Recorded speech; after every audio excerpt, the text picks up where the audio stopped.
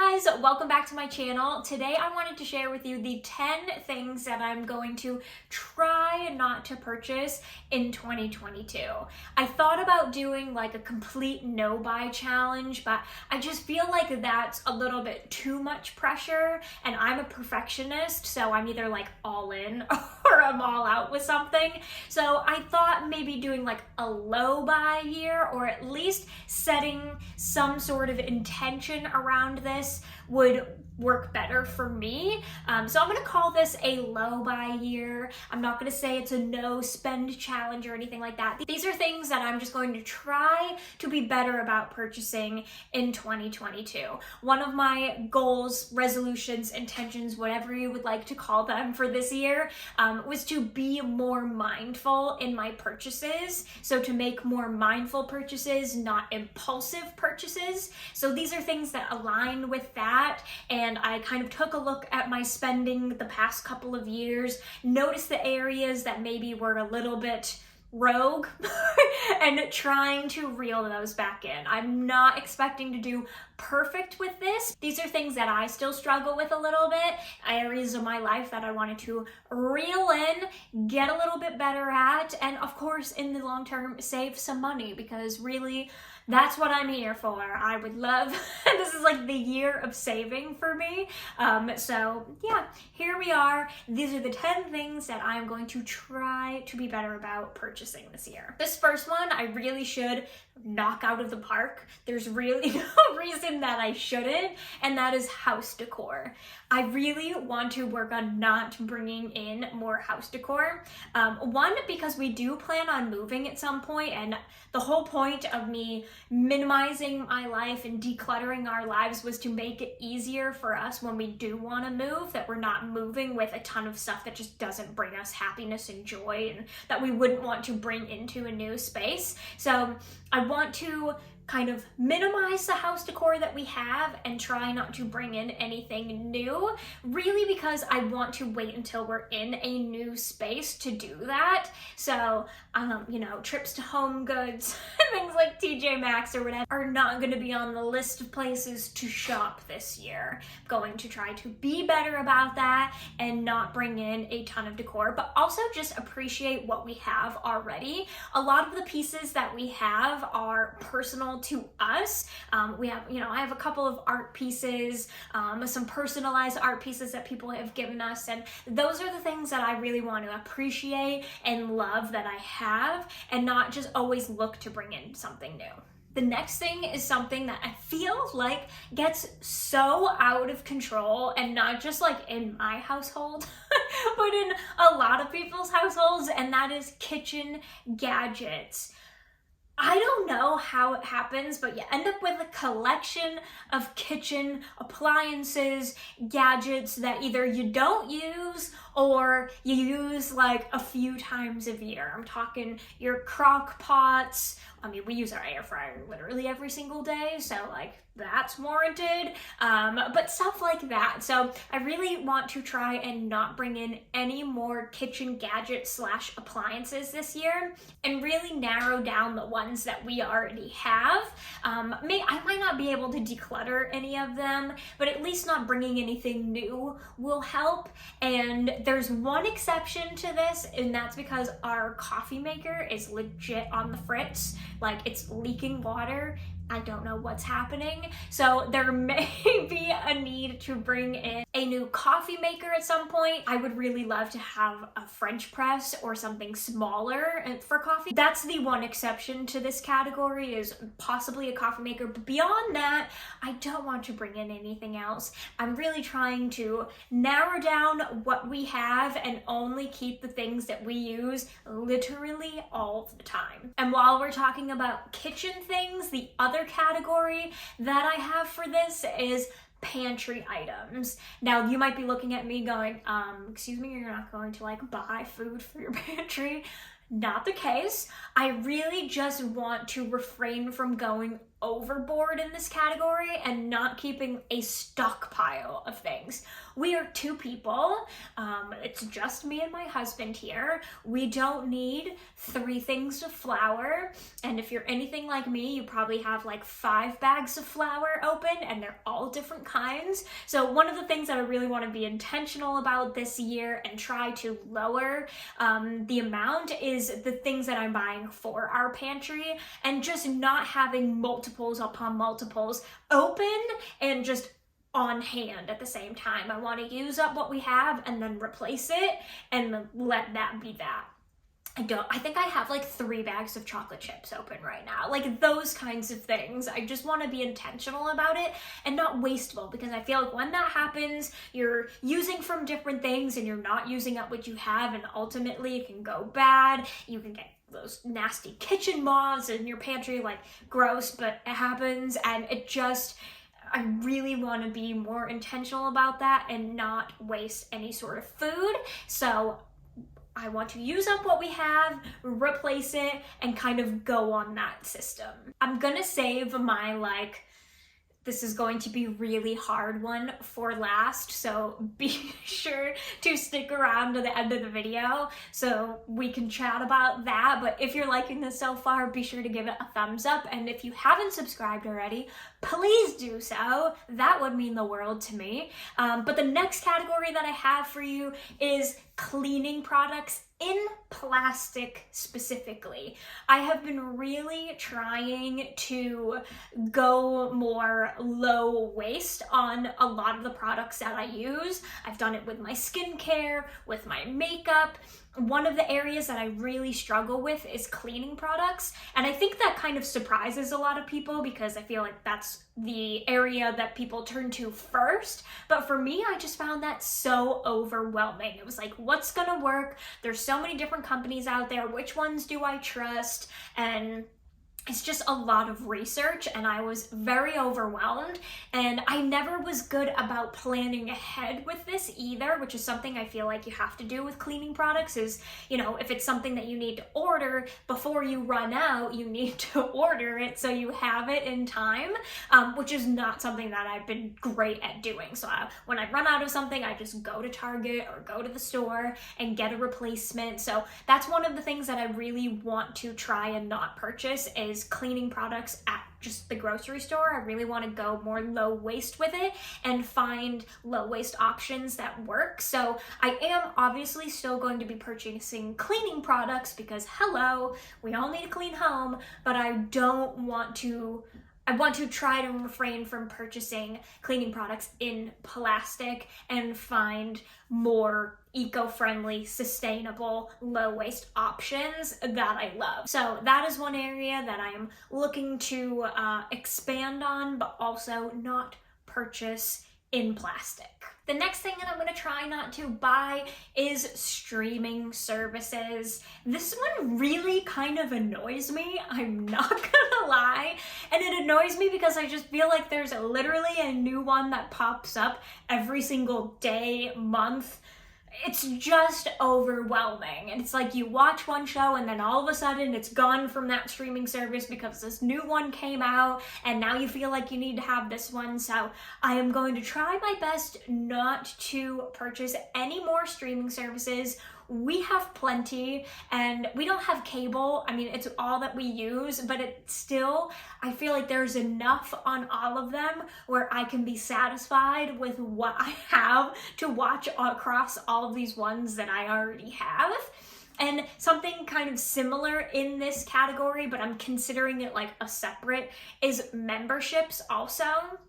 So things like Audible, Book of the Month, whatever other kind of online memberships that I have, I'm going to try not to add any additional ones. And if I do want to add in, I'm going to go with a 1 in, 1 out rule in both of these categories. So if there is one that I'm like, ooh, you know what, we don't really use this one, but I would really love to have this one, I'm going to cancel that one and then bring in the new one. So a 1 in, 1 out on both of these. I think that's kind of a fair play in case there is anything that comes up that we, decide that we really want to have. But I'm going to try to keep what we have and just use that, and even maybe get rid of some if I find that we're not using them, because I feel like we have so many at this point. It's ridiculous between streaming services and online memberships. So going to go through them, get rid of the ones that we don't have, and then if there is one that we want to bring in, do a 1 in, 1 out, but try our best not to add anything new. I think we just need to be satisfied with what we have and know that we have so much to watch and use at our fingertips already. This next one around this time of year is particularly hard. Something about new beginnings, fresh starts, just makes me want to buy all of the journals and notebooks and writing things. I really struggle with this. This is not the hardest one. I'm saving that till last. But this is definitely one that around this time of year, I'm like, oh, you know what? I really could use a new journal. I want to start fresh, even though I have 3 that are half used already. This is the year we're not doing it. I haven't purchased any new journals. I have a bullet journal that I use for like my schedule and stuff like that. I got a new one of those at the end of the year, and if I need one of those through the year, I will purchase one of those when it's all used up, of course. Those I use up like every single page, because they're my daily schedule, my monthly, they're my life, basically. I keep my life in a bullet journal, but I'm talking like journals for journaling and writing out thoughts and all of that. I have at least, I don't know, this is probably an exaggeration, but like 6 half-used journals / notepads, and I don't think you need anything fancy to write down your thoughts. As long as you write them down and get them out, that's suffice enough. So utilizing like obviously the ones that I already have, as long as I'm getting it out and getting, releasing those thoughts, I'm going to be satisfied with using what I already have. So I'm going to try my hardest not to purchase any more notebooks, journals, even if they look really pretty. And speaking of pretty, the next thing that I'm going to try not to buy is makeup. Last year, I spent a good amount of time decluttering my makeup because I had some really old stuff, but also finding products that were low waste that I loved. As I ran out of things, I replaced them with low waste options, and just narrowing it down to a routine and a look that I really like. So one of my resolutions this year is to actually wear less makeup, not as necessarily like, in my daily face or whatever, but just feel more comfortable in my skin and that I don't feel like I need makeup. It's something that I'm still really working on because I used to wear makeup literally every single day. Like I wouldn't leave the house without it. And now, I'm work from home, so I can obviously rarely wear makeup, but when I leave the house, I want to work on feeling comfortable in my skin. Regardless of that, I really want to try and not purchase any makeup this year unless I run out of something. So if I run out of mascara, it's okay to replace it, but I don't want to have an excess of things. I want to be happy and just really enjoy the products that I already have because I did spend the time and the money to research and get things that would really work for me. So I want to keep with that, feel the joy that I have when I use those products and not bring in anything new. And something along the same lines is clothing. So this is kind of a big category. And I think that putting a no buy on all clothing is just not feasible, and it's not something that I kind of align with because I try to keep my wardrobe minimal. If there's something that I need to replace, I'm going to do so. But if there's a hole in my wardrobe that I feel is missing, I think it's okay to put that in there. What I am going to try to do is not purchase any fast fashion, which is an area that I still kind of struggle with. I do a lot of secondhand shopping, and I do have some like soft solid sustainable brands that I love, but when it comes to like workout clothing and just trying to stay on a budget, which last year I was really like budget heavy, I found myself still gravitating towards fast fashion because it was easier, it was convenient, and it was less expensive. So I really want to try and not purchase any fast fashion this year and really focus on finding sustainable brands or shopping almost exclusively secondhand, which is totally doable these days with all of like the online secondhand websites and apps and what have you. So I don't think this is going to be a particularly hard challenge, but it's just going to be, you know, like I said at the beginning, sticking with that more, you know, trying to be mindful of my purchases and not impulsive with them. That is what I'm going to try and stick to this year.